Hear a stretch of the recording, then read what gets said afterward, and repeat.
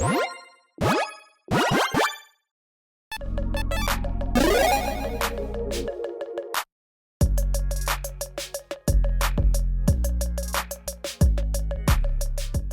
everyone, Mitch coming in from the Commander Score Studio. Welcome to the show.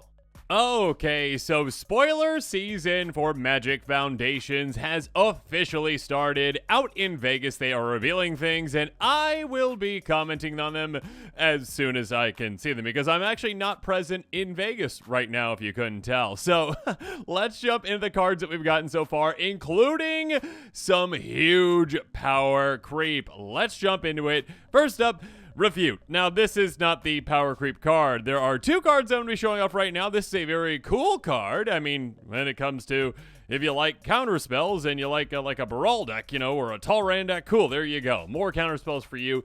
Instant for 1 blue. Counter target spell, draw a card, then discard a card.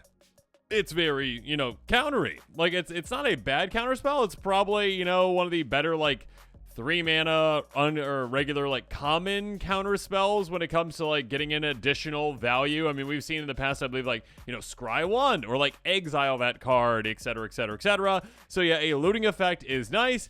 Is this going to see a ton of commander play? No. We have regular counterspell in Commander and plenty of other great counterspells in Commander that are better, more effective, cheaper. Now, if you're playing like an all counterspells deck, again, like, you know, Baral, yeah, there you go, another one to add to the list. That being said, this is the card we are here to talk about, Herald of Eternal Dawn.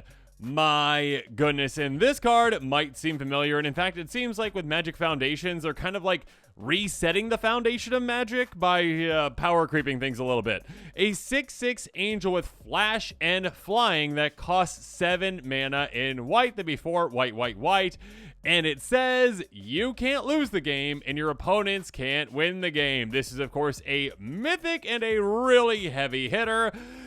Yeah, this is a good card. Okay, so again, Power Creep, we'll talk about the card that this is obviously based off of. We did already know that this text would be in the upcoming set from Morrow's teaser. I believe it did say, you know, a card with the text, you can't lose the game, your opponents can't win the game. So we knew that was coming. We just didn't know what it was going to be on. In Angel Tribal decks out there, rejoice. My goodness, this again is a massive heavy hitter for you. And I mean, I guess just like other decks that, you know, just want like a big flyer that can afford, you know, the 4, you know, white. So I would say probably like typically when I say like you've got like, you know, 3 pips, unless you've got like a really hyper focus, like go get certain cards out there that fix your mana pool completely, like Chromatic Lantern, like for a 5-color deck, I'd say like 3-color decks and below, which is probably the majority of decks out there. Regardless, yeah, this is a card that will change the game in certain Commander games out there where, again, someone's going to be swinging for lethal at you, and you're like, oh, I don't have any blockers, oh no, and they're like, ha, I will take you out, and you're like, flash in my Herald of Eternal Dawn, yeah, block a creature that I want to take out, and also, yeah, it just doesn't matter if I, you know, have, you know, no life or negative life. I can't lose, you can't win. And of course, with this kind of card, you can do certain weird combos and weird things with it where, again, it doesn't matter how low your life total is. It doesn't matter if you cast a card that says, hey, you're going to lose the game if you don't do this, or you lose the game next turn like Final Fortune, like take an extra turn, but you lose the game at the end of that one. You don't, because it says you can't lose the game. Your opponents can't win the game.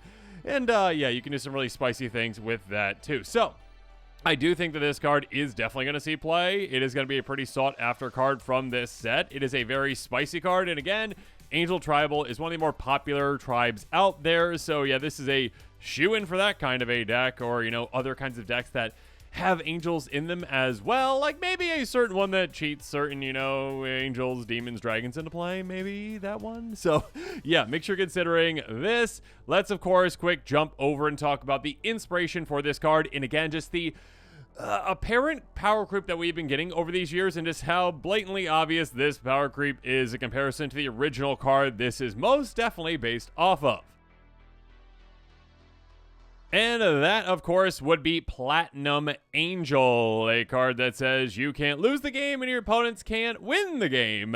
A 4/4 flyer, artifact creature for 7 mana. Now, there's obviously a lot of similarities to the new card that we've gotten. This is also 7 mana. That being said, this is easier to cast. Sure, it's also a 4/4 flyer instead of a 6/6 flyer, which is a pretty massive difference in my opinion. Like 4 is like pretty middle of the road, like, oh, okay, yeah, that's a decent threat, but nothing all that threatening. 6 is like, okay, that might be one of the biggest creatures on the board, if not the biggest. And again, being able to flash it in changes the card completely.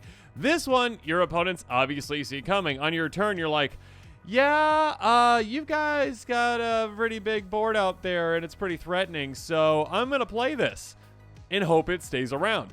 Obviously, also because this is an artifact, sure, there are some advantages to that, but also many disadvantages in that artifact removal spells also take this out too, of course, versus our new card is only a creature, meaning it is harder technically to take out than this one. When it comes to the price of the new card, also, we have some data on this one. Obviously, we can look off to the side and say, okay, average price is like $5, $6 or so for this card. So where do you think the new one's going to end up? I would assume slightly above that, again, being, you know, a brand new, exciting mythic that doesn't have any reprints, obviously, because it's brand new. And obviously, on top of that, well, it is, again, power level crept above this one. 6/6. Flash it in.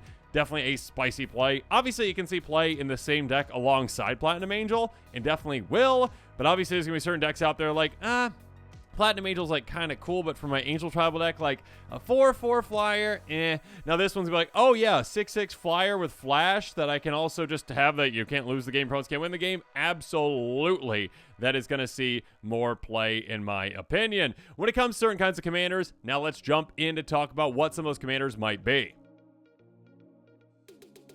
Now, when it comes to potential commanders, yeah, I think this is pretty much a shoe-in for Angel Tribal decks out there. Yeah, Giada, Font of Hope, definitely one that can consider it. Again, this is one that says, hey, your Angel's coming to play, slightly larger based on the advantage we have, and now you can just flash in what would be a 6/6, already pretty large, and all of a sudden it is much larger than that. So there you go. Schlengar, absolutely can consider it too. Sacrificing Angels, sure, this one is a bit different. You probably don't want to sacrifice your I can't lose the game card, so it could fit into play there, but probably more so like a Kalia of the Vast. Again, I already kind of mentioned that one. Hey, you attack, you cheat an Angel, Demon or Dragon into play, congratulations. Cigar to Font of Blessings, giving your permanents hexproof.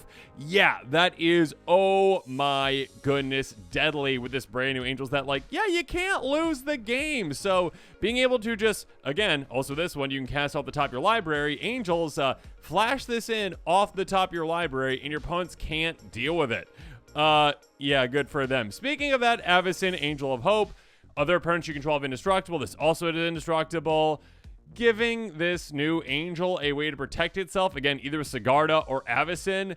Oh my haymakers in those kinds of decks. So yeah, I'd say that out of these top, 6 or so, yeah, Giada, Kalia, Sigarda, Avacyn are definitely gonna be ones to consider it. And with that, this episode is coming to a close. As always, comment below with your thoughts on it. And of course, as always, thanks again and have a good one.